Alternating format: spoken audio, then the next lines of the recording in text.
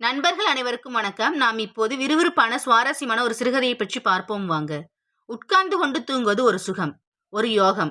அதை பல பேர் ஏன் கேலி செய்கிறார்களோ தெரியவில்லை. எத்தனையோ பேருக்கு படுத்து கொண்டாலும் தூக்கம் வருவதில்லை. நண்பன் நாராயணன் அடிக்கடி சொல்வான், செத்தா கூட எனக்கு தூக்கம் வராதுடா. பிள்ளை இல்லாதவர்களுக்கு தான் பிள்ளையின் அருமை தெரியும். உட்கார்ந்து கொண்டே தூங்குவது யோகியின் தானத்தை விடவும் உசத்தி என்று கூட சொல்லலாம். உட்கார்ந்து கொண்டு தூங்கும் பாக்கியம் எல்லோருக்கும் கிடைத்து விடாது.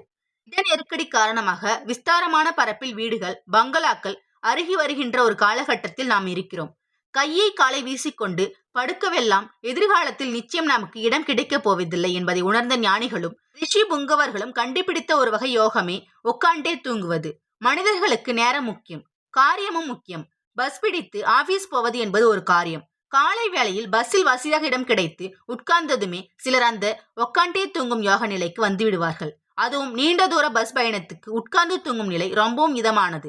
நம்மை தாங்க எவருமே இல்லை என சுய கழுவிருக்கப்படுவர்கள் பஸ்ஸிலோ ரயிலிலோ பயணிகளாக உட்கார்ந்து தூங்கினால் தன்னை தாங்குகிறவர்கள் அக்கம் பக்கம் இருக்கத்தான் செய்கிறார்கள் என்பதை நிச்சயம் உணர்ந்து ஆறுதல் பெறுவார்கள். உட்கார்ந்து தூங்கும் போது நமது தலை மதில் மேல் பூனை மாதிரி இடப்பக்கமும் சாயலாம், வலப்பக்கமும் சாயலாம், பின்புறமோ முன்புறமோ கூட சாயலாம். சர்க்கஸ்காரன் கம்பி மேல் அநேக வித சேஷ்டைகள் செய்யலாம், கீழே விழுந்து விட மாட்டான். உட்கார்ந்து தூங்கும் தூக்கமும் அப்படித்தான். என்னதான் சாய்ந்தாலும் தொபுக்கடிரென அச்சி கழன்று ஒரேடியாக கீழே சாய்ந்து விட மாட்டார்கள். சாய்வது போலிருக்கும், ஆனால் அந்த அசைவை வெடுக்கென்று ஒரு உணர்வை தந்து விழிக்க செய்துவிடும். அது ஒரு அதிசயமான 2-in-1 மெக்கானிசம். மனிதனது உடல் கூறும் மெட்டபாலிசம் எனப்படும் உள் விவகார வினோதமும் எந்த சுஜாதாவுக்கும் எட்டாத அதிசயம். ஆசாமி தன்னை மறந்து தூங்கிக் கொண்டு இருக்கிறானே, இறங்க வேண்டிய இடத்தில் இறங்குவானோ மாட்டானோ என்றெல்லாம் யாரும் கவலைப்பட தேவையில்லை.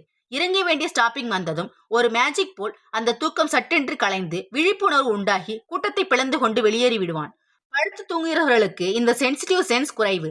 ரயிலில் தான் பார்க்கிறோமே, சேலம் வந்ததும் கொஞ்சம் எழுப்பி விடுகிறீர்களா என்று கேட்பார்கள். நான் முடிச்சிட்டு இருந்தால் எழுப்புறேன் என்று பதிலாளிகள் சாமர்த்தியமாக கூறுவார்கள்.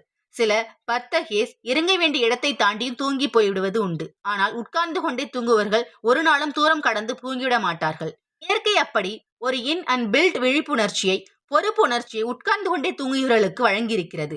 உட்கார்ந்த நிலையில் டிவி பார்த்தபடி உறங்குவது போன்ற சுகத்துக்கு ஈடானது உலகத்தில் எதுவுமே இல்லை.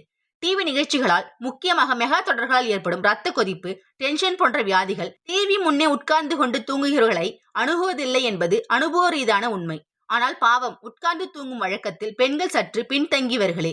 காந்தி, சர்ச்சில், பெரியார் இவர்கள் எல்லாம் கூட காரில் செல்லும் போது சட்டென்று உட்கார்ந்தவாறே தூங்கி விடுவார்களாம். அரசியல் தலைவர்களில் இப்போது கர்நாடகத்தை கதிகலைக்கு வரும் தேவர்கவுடா முன்னாளில் பிரதமராக இருந்த போதும் சரி, தற்காலத்தில் கர்நாடக அரசின் முக்கிய பங்கு வகித்துக் கொண்டிருக்கும் போதும் சரி, உற்சாகத்தின் உறைவிடமாக இருப்பதற்கு காரணமே அவரது உட்கார்ந்து தூங்கும் வழக்கம்தான் என்கிறார். உட்கார்ந்து தூங்கும் பழக்கம் நாட்டில் பரவினால் இன்னும் சில பொது நன்மைகள் கூட ஏற்பட வாய்ப்புண்டு. அரசியல் கூட்டங்களில் கலாட்டாக்களும் கலவரங்களும் குறையும்.